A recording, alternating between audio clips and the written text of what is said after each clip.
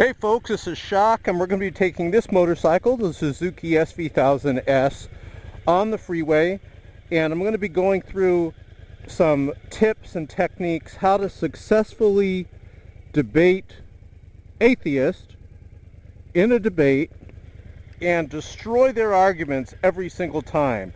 So what we're going to be doing is we're going to be going through some of their arguments that they use, if you want to call them that. Some of them are silly that they use, and we're going to be doing it while we get on this motorcycle and take it on the freeway. You ready? Now, I'm hands-free. I have the camera right here in front of my mouth. It's kind of foggy today in California, so let's get it situated. You notice I'm hands-free, so we're going to get on. You know why we take the motorcycle? What do I always say? Because we could take the car, but 4 wheels just moves the body, but 2 wheels moves the soul. So we're going to get on, and here we go. Now, the screen might fog up a bit, but as I start going, it'll get unfogged. So I have a list of things that we're going to talk about, and I'm behind on schedule, so we're going to have to pick up throttle today. There will be no slow riding today. Except right here. Until I get on the freeway. So, you notice I put it in neutral as I'm kind of coasting up to the light. Okay, you should see it fog up a bit now because I'm wearing a Scorpion helmet today. And the Scorpion has a very good seal around it, so it tends to fog up. So let me keep it open a crack. Okay, first of all, 2 things on the agenda. Well, 3 things I want to tell you on the agenda. Number 1, you guys heard that I debated the president of some humanist atheist organization, and let's just say I got him impeached in the debate. No, I'm kidding. But the president did a horrible job. He brought up a lot of fallacies and a lot of errors. I'm going to talk about some of them, as a matter of fact, in this video. And if you want to hear that debate, click where it says show more right below this video that's playing right now. See what it says show more? And then that box will open up. You'll see some video links, and I'm going to be referring to those video links as I go along, and you can hear my entire debate with the president of the Atheist Humanist Unicorn Association, Leprechaun. I don't know what it was. The other guy was like a nice guy till the very end of the debate. He got very upset when he realized he lost the debate. So you're going to hear him say some very mean things to me, try to hurt my widow feelings. You're going to hear him say some mean things in the debate. This light always catches me. Okay. Finally, I could stop. Now, that's the first thing. The second thing, don't forget to get your free video audio conference chat room when you click right below. When you go to shockofgod.net, you'll see it on the top of the page. It'll say, get a free chat room. We're getting on the freeway right here. Sign up for your free chat room. All you got to do is you give them your email address and create a password. You'll have a free chat room like I have. We had like 25 people in our chat room last night. It was great. Atheists, Wiccans, vegans, Christians, vegetarians, liberals, conservatives, they were all there. All right, here we go. Let's give it throttle. And we're going to talk about some of these errors that these atheists give in debate. Some fallacies. Now, the third thing on the agenda also is when you click below and you click show more, you're going to see a video of Christopher Hitchens losing a debate. He did horrible in debate, and you're going to see him losing a debate. Now,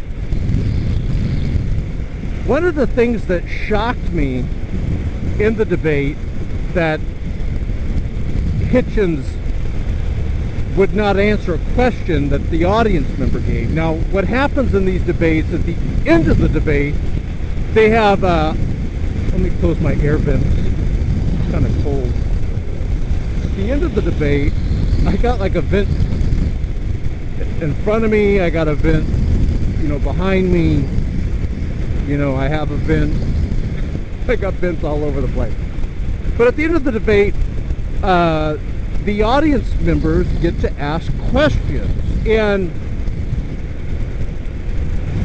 one of the questions they asked Hitchens was, do you agree that the Bible was wise, that the Bible forbids bestiality, right? Now, Hitchens should have said, yeah, I agree with that because that's sick. But he didn't. I'm going to tell you why he didn't. He actually evaded the question and would not answer it. He would not answer that question, yes or no. He just rambled on and he evaded. And the reason why, he's got atheist friends of his, major atheists, that support bestiality, and he doesn't want to offend them. If you want to see that really sick part of the debate where Christopher Hitchens shows his bankrupt worldview of atheism, click show more right below this video when this video's done, and you'll see it'll say Hitchens loses. When you click show more below this video, you can see that debate where Hitchens loses, and he evades the bestiality question. Just really pathetic. Now the reason why he's got to do that is the atheists don't want to say that there are some things that are wrong. There are some things that are evil. They don't want to say it because they want to live in their bankrupt worldview of subjective morality. This is why he evaded the question. So those are the three things I wanted to tell you. Now we're going to get into how to go ahead and destroy the atheist in debate. I'm going to go through some of the arguments that they bring up. Very, very cold and foggy here in California. And very windy. They said we might have rain today. Must be that global warming, you know, that they always talk about. Okay, number one, let's talk about the genetic fallacy. The genetic fallacy. And when you listen below, when you click show more, and you listen to my debate with the president of the Unicorn Leprechaun Association, Spaghetti Monster Association, you'll hear him bring up this argument, which is called the genetic fallacy. It's not philosophically sound. And what the argument says is this: is if I was born in China, I'd probably be an atheist or a Buddhist or something like that, right? If I was born in Iraq, I'd probably be a Muslim, whatever, like that.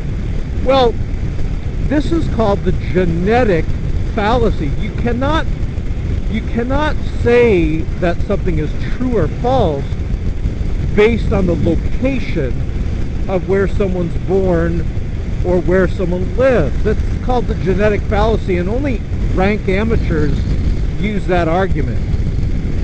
It's already been shown not to be a good argument, and the top atheists know this. The top atheists, the intelligent atheists, know that this is called the genetic fallacy, and it actually fails because you cannot go ahead and say something is true or false just based on where the person lives. In other words, I believe that, I'll give you an example. I believe that the earth is round. It's more round than it is flat, right? I believe that. I live in California. Well, that's a fact, that it's more round than it is flat. If I lived in Africa and I believe that, it still would be a fact. You see, you can't go ahead and say something is true or false based on where someone lives. Now, California is really weird. They do got a lot of weirdos over here, a lot of liberals, a lot of unusual people. We got the 99% group over here, those bunch of whack jobs. But let's say one of them believed that the earth is flat and they lived in California. You see, it has nothing to do with where you live. So that's called the genetic fallacy. So if someone brings that up, and brrr, is it cold? It's cold! I'm not used to this in California. Usually cold in California is like 75, you know, and I'm like complaining about that. But it's actually cold today. It's about to rain. I gotta go right here. I can tell it's cold because my motorcycle's running cool. Usually I'm in the 190s Fahrenheit. I'm at 188. Okay, let's go to another argument as I change freeways over here on the right. And in about, I would say, 9 minutes, we'll be hitting some majorly sweet high speeds as I switch. Uh-oh, I got to get over here.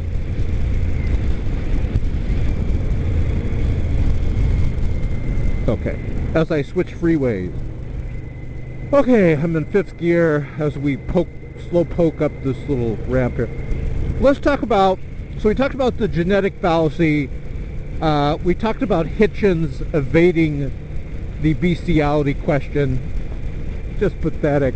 Remember, click show more to see that below.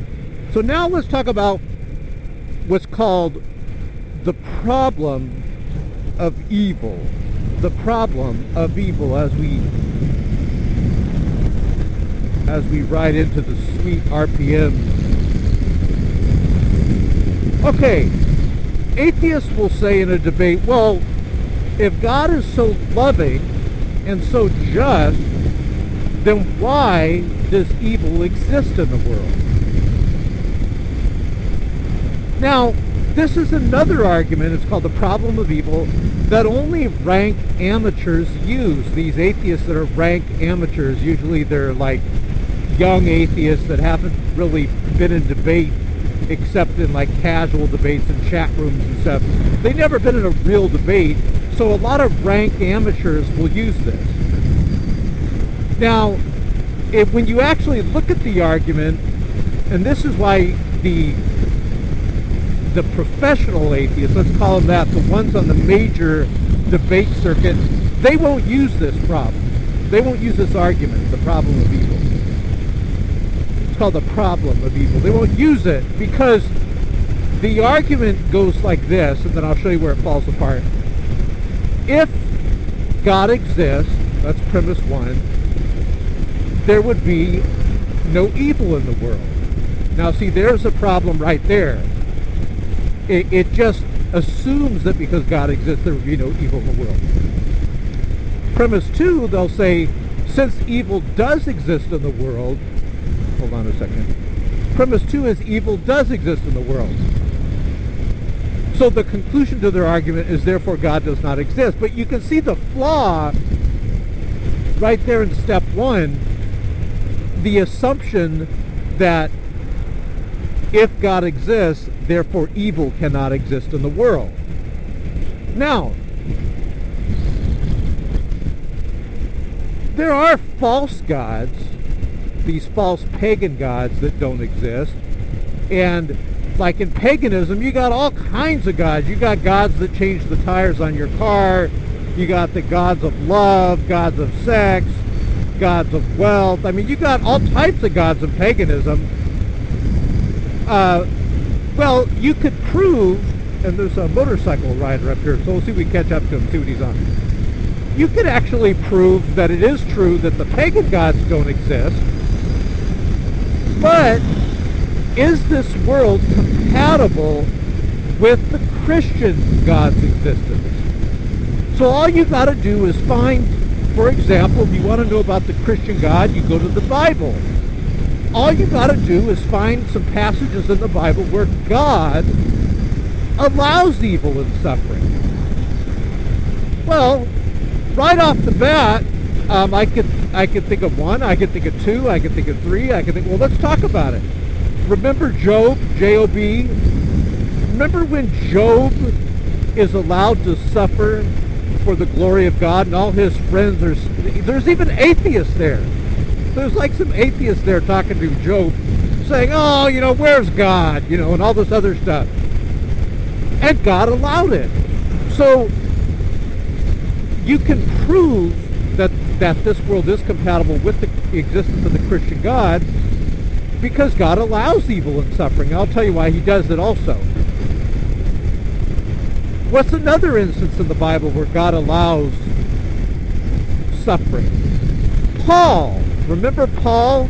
He had this affliction that followed him around. Some Bible scholars believe it was a physical handicap. Some believe that it was a demon that actually followed him around and tormented him, harassed him. But nevertheless, it was evil and suffering in his life, and God allowed it. And God actually told Paul why he allowed it, because Paul writes about this. He says he prayed to God to remove this affliction, and God said, look, I'm not going to remove it, because Paul, when you're weak, you are strong for me. In other words,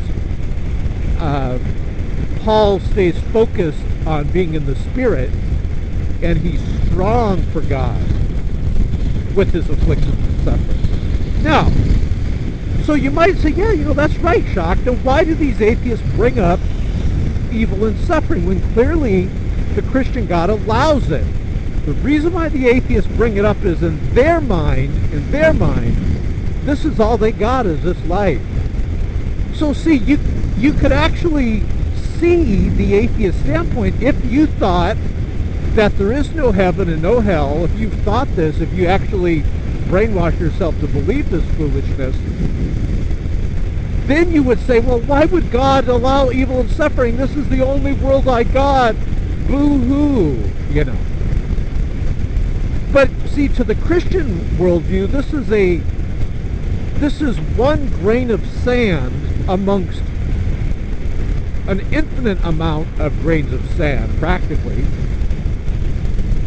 In other words, this life compared to the next life is one grain of sand.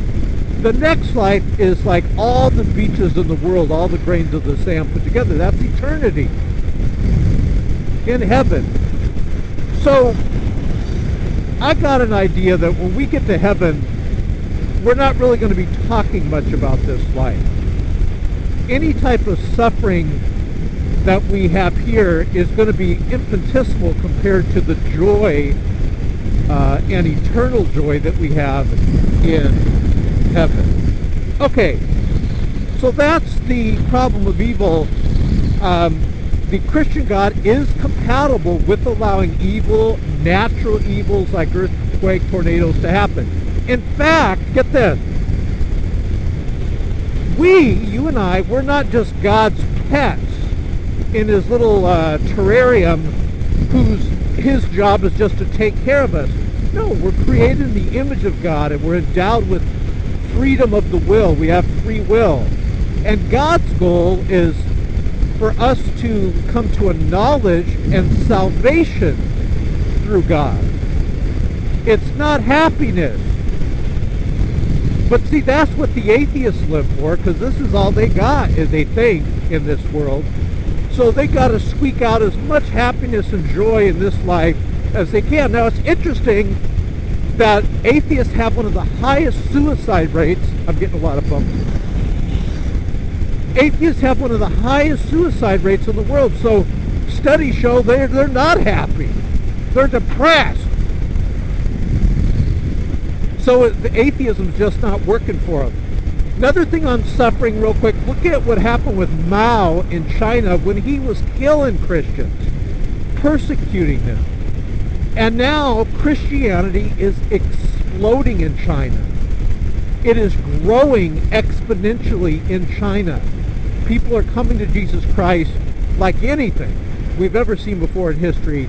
Look at Africa, horrible atrocities and famine in Africa. They're suffering. And these people in Africa and China, they are swarming and flocking to Jesus Christ in droves.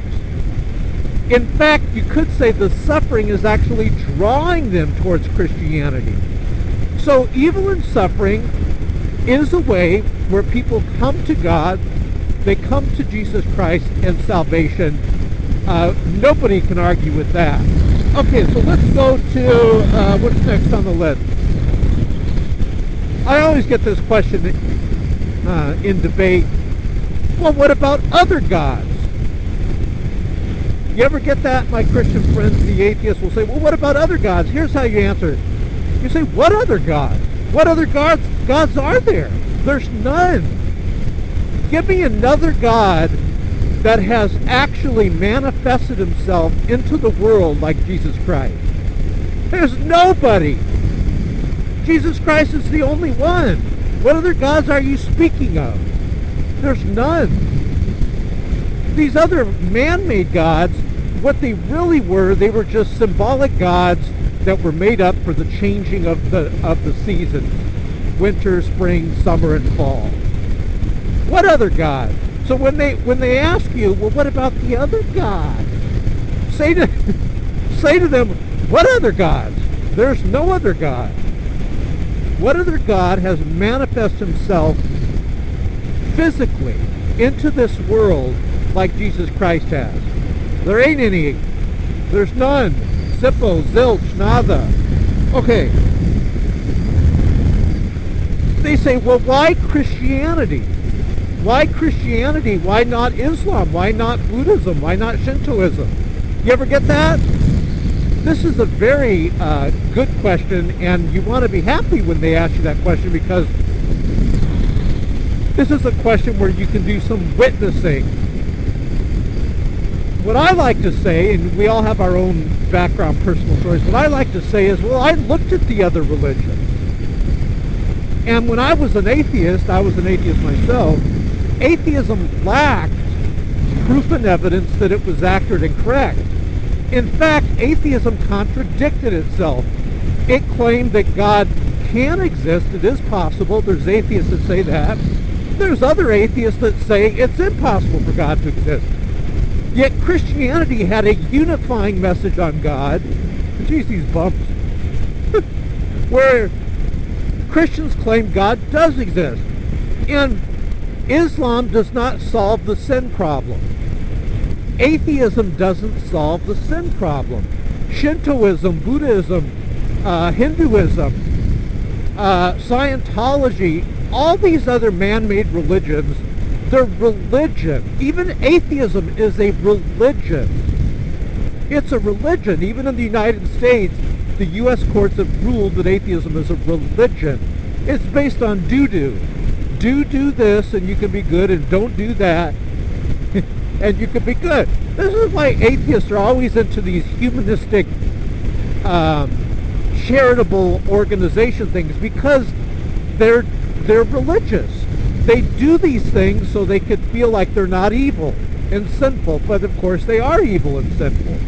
Their religion won't save them, but Jesus Christ saves us.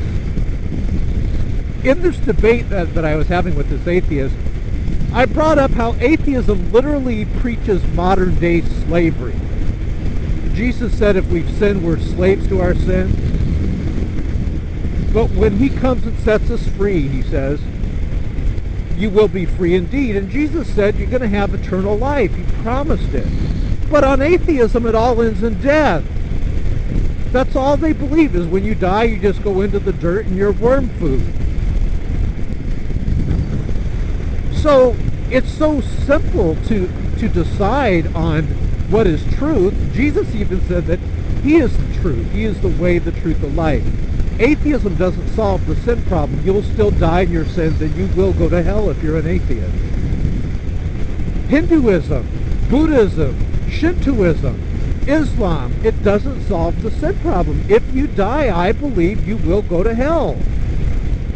In those man-made religions. I mean, like Islam came about hundreds and hundreds of years after Christianity by a man that didn't do any miracles at all. Muhammad. Matter of fact, Muhammad didn't have any personal eyewitness accounts with Jesus Christ like the disciples did. Muhammad, in the Quran, he messes up. They say that Jesus did not die on the cross. You know, the Muslims believe that Judas died on the cross. Well, how the hell's that going to help us?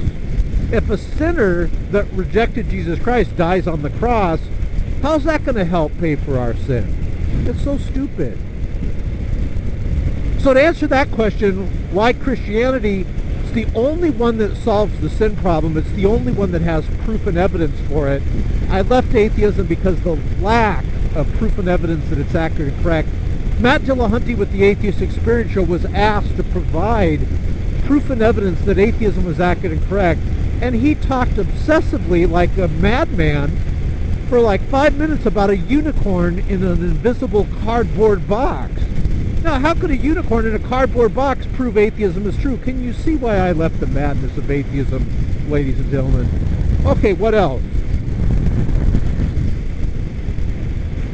Oh, a lot of people, we were talking about this last night, they said, well, why is there rape in the Bible? And I go, well, what, where God condones it? There's nowhere in the Bible where God condones rape. Nowhere at all. Last night, I was educating these sweet, cuddly, huggable atheists in the chat room, and I was showing them that in this one passage, it talks about if a man and a woman are in a field and the man has sex with the woman, that he is then to marry her. Because biblically speaking, if you have sex with someone, you're married to them spiritually. And in the Old Testament times, not like our liberal times today, in the Old Testament times, hey, the honor of the woman and her virginity was respected. It was held in high esteem. So the translation of that word is not rape. If you actually look at the word for where the man takes the woman in the field and has sex with her, it is not by force, it is not rape. A lot of people will say, well, then why does the man give money to the woman's father when he marries her? It's called like a dowry. It's almost like a prenup agreement. And they did that every single time in the Old Testament. Look, let's say you're a man and you're going to go marry a lady named Mary. What you would do is you would give the woman's dad money as a dowry. So if something ever happened, let's say you died, there'd be money to take care of your wife. It was a very loving, honorable thing. So guys, don't let these dodo bird atheists tell you that God condones rape. It doesn't say that anywhere in the Bible. It does say that rape is wrong in the Bible, but then what they do is they get that passage where it says rape is wrong. Why is everybody stopping? And then they read it out of context and they mesh it with the other passage. I see this guy in the tow truck. The other passage where it talks about rape is wrong. Okay, what else do I got on the notes here? Oh, here's a funny one. If they ask you, can God make a rock so heavy he can lift it? I believe he could. And then he could just lift it right afterwards. God could create a universe. God could do this. He could create a universe that, hold on a second, that does logical impossibilities. He could create a world, an environment, that does logical impossibilities. He could create a world where up is down and down is up. He could do it. So if you get the question, now I don't know how the atheists could prove you're wrong. Good luck if them trying to do that. But if they say, can God make a rock so heavy he can't lift it? The way I answer it is, yeah, he could. And then he could just lift it right afterwards.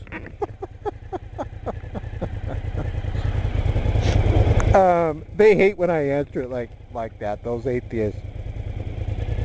Don't forget, click right below here. I have the visor open. Man, my nose is all plugged up now from all the cold air. Don't forget to click below this video where it says show more and get your free chat room at shockofgod.net. And also look at those other videos where Hitchens refuses to say that bestiality is wrong. Now, one last thing. Well, what about when God destroyed the earth with the flood? Well, he didn't destroy everybody. He saved the good people. This is why you want to be on God's side. You don't want to be an enemy of God. So they can't say God destroyed everyone. He saved the good people.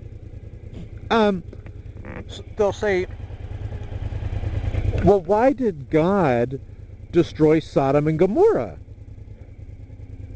Look, remember in Sodom and Gomorrah, the angels were passing through. We got the green light almost.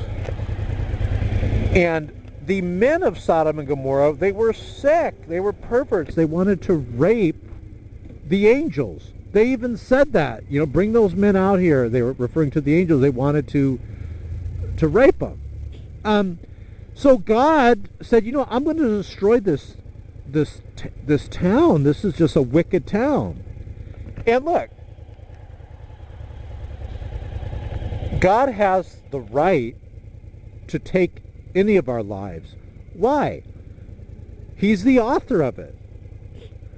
If I'm the potter and I'm making some clay and I decide, no, I'm going to reform the clay into something else, I have the right to do it. The clay can't look up at the potter and say, here's what I want you to do. So God is the author of life. He has the right.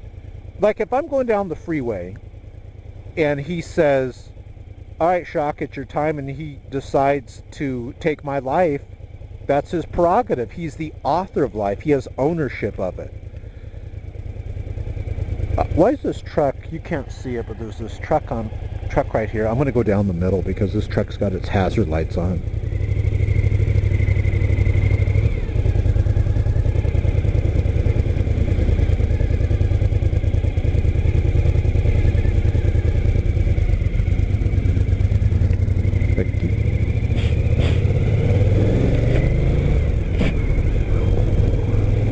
Okay, so if God wants to go ahead and take my life, he can go ahead and do it. What's wrong with it? That's his prerogative. He's the owner of life. He's the author of it. Now, you can't take my life and I can't take your life. Why? Well, we're not the author and creator of life. We don't have ownership of it. If you have a house and you decide to paint it, or you decide to take out a wall or whatever, or you decide to just take the house down and rebuild a new one, which is what will happen with me when I'm dead. God will take my life and then I'll have a new glorified body. That's what it says scripturally. But if you own a house and you decide you're going to go take down a wall or repaint the house, whatever, you have ownership of the house. That's your right to do it. But if you go to your neighbor's house and you start busting down the walls and you start painting it a different color, and your neighbor pulls up and says, what the hell are you doing? And you say, well, I just decided to go ahead and I don't like the way the paint color looks, and I don't like how small the living room is, so I decided to do some remodeling. He would say, yeah, but you don't own this house. This is my house. You see? God has ownership. Okay, anything else before I'm... Okay, lastly, why... Motorcycle guy over here on the left. Why do I believe?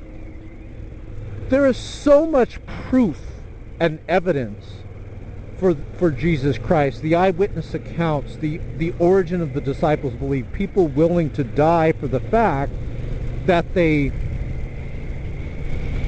saw Jesus resurrected. These weren't 9/11 murderers or like that guy Jared Loughner, the atheist guy that killed that little girl and shot all those people. These weren't psychos. These were everyday average folks like you that were able to witness God manifested in the fleshly tint of man. Now, I want to give you guys a gift. I got about one more minute on this video here. click below this video where it says show more, and when it says shockofgod.net, go there and click free stuff. I got some free software for you, free game, free audio Bible. But as for this ex-atheist, I believe there is so much proof and evidence for Christianity. I just can't, I don't even doubt, I never doubt that Jesus is Lord.